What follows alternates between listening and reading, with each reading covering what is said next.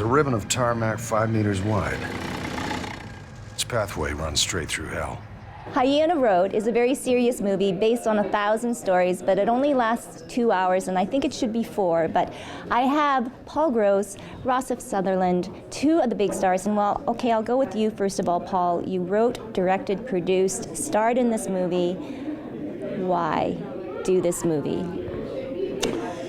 I guess because I went to Afghanistan in 2010 as part of a group to visit troops, and when I was there, I thought this is absolutely not at all like what I expected it to be or anyone had bothered to tell me it was about. And I thought I should go back and at least photograph this. So I went with a camera team, and it was in the course of that trip that I started talking to soldiers, and they would tell me all of these stories that form the backbone of the film.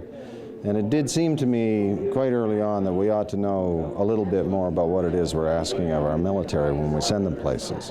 Well, I certainly learned a lot actually watching this movie, and you know what, I did fall in love with your character. Oh, yes. Good. You can stand up tall. Can I? Yeah, you can. All right, I will. And I kind of think your character, Ryan, I think what I liked about him is that he had a conscience. Despite all of this horrible, war going around, I think you were kind of like this beacon of hope. That's what I kind of got from your character. I'll take that. Okay. Yeah. Well, that's one of the things that really grabbed my heart when I was doing the training was getting to speak to all these soldiers that are surprisingly, wonderfully sensitive and smart. And anyway, he cast me, this man here, because you told me that the guy was supposed to be tougher, and you were looking for somebody tougher than me, but I couldn't find anybody. No, you know what it was? Rossif has such an extraordinary quality, and his heart is so wonderful and generous and poetic. And when he came in and when we were talking and working on it, I suddenly realized, oh, that's what's missing in the script. It's what I didn't write, and that I flipped everything around because of it, so that I became my character, who should be sort of more nuanced, became much more hardcore, and Rossif, who's playing a master sniper, was allowed to become a more poetic one, and I think it makes for a fantastic dynamic, and it's not one I had anticipated until I met him. Well, and let's delve into that, the whole chemistry with the cast. I mean, Alan and Christine, and it is like a big family. You know these actors inside and out, but there's one actor that I was really mesmerized by, and it was the man that played the ghost. Oh, yeah. He was. He's something else. That's Nimat Argandabi, and he is actually not an actor. He's currently serving as a policy advisor. It's a loose description of what he does for the Prime Minister of Afghanistan, and in his youth he was a mujahideen in the war against the Soviets. Like when he was a teenager, he lived in caves and came out and blew Russian helicopters out of the sky. He's like nobody else I've ever met, and absolutely fascinating. He said to me, well, first of all, I was just frightened he was going to die, because we talk about politics as a blood sport, and they were in the middle of an election running up to our film, and 2 of his cousins were killed. He was in 2 big roadside IEDs that blew up their entire convoy, and it'd be on pins and needles. It would be horrible to lose him as a friend, because he's such an amazing guy, but selfishly it would have been like the end of the movie. So I kept saying to him, do you have to go back to Afghanistan? And he said, Afghanistan is like a horrible wife that you have to go home to. Well, he was amazing, and when you think of your character too, Ryan, I mean, you're portraying, heroes, right? Mm-hmm. In a sense, but these wars are so different than, the world wars, right? Where the enemy was right in your face. These wars now are terrorism, where you don't know where the enemy is. So what was that like in that sense, to portray and to be in that kind of environment?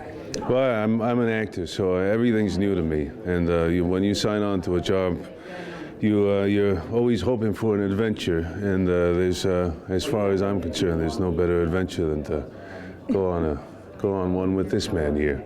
But this, warfare has changed. I'm no expert. I'm just an actor. I'm trying to portray these lives, these characters that you get to play with as much realism and as much heart as I can, and I hope I I did it some justice, but yeah, this film, as far as I understand, and Paul will correct me if I'm wrong, but it's not trying to place judgment on whether it's right or wrong, our commitment in Afghanistan, but it was really to just shed a light on these untold stories of heroes, because they are heroes, and we asked them to do things on our behalf that I personally, as an actor, had to experience as just make-believe, and that alone was emotionally draining enough that I can't imagine, you know, Wow. what it is that they do and what it is that we ask them to do, and all I can say is thank you. Yeah. So cool, and congratulations to your technical staff, and I mean transforming, villages into Kandahar city, and filming in Jordan. Jordan looked amazing, so stunningly beautiful in this whole, opposite of the horror of war. But for you, Paul, I know this is a war movie. I know you have done another war movie, but what in particular have you learned and taken back from all of this? Never try another war movie. No. I don't know, and I think that's something that you kind of, we're nearing the film coming out now, and maybe it's after it's playing that I start to think, okay, what did all this mean to me? And I mean, there's lots of little things here and there, things meant to me all the way along, but one big statement I don't think I would have. I do think, though, that I think we ought to be more informed about what it is we're asking our friends and neighbors and fellow citizens to do when we say, please go over there and fight on our behalf. Because the knock-on effects of that are big. It's not just the battlefield casualties, it's the ongoing stuff that soldiers have to live with, and I think we need to know about it.